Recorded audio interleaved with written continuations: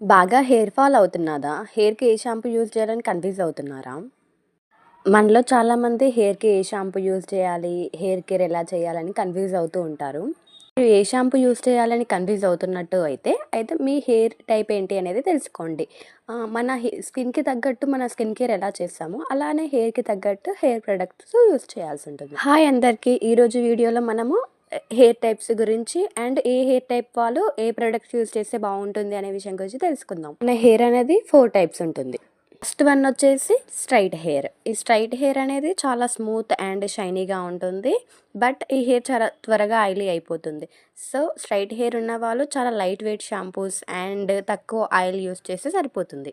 Second one వచ్చేసి wavy hair. ఈ hair అనేది straight hair and curly hair మధ్యలో ఉండే టైప్ అనమాట.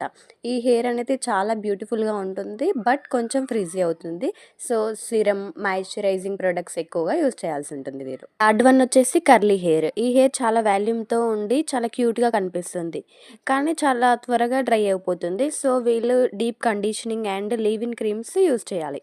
ఫోర్త్ వన్ వచ్చేసి కోయిలీ హెయిర్. ఇది టైట్ కర్ల్స్‌తో జిగ్‌జాగ్‌గా ఉంటుంది.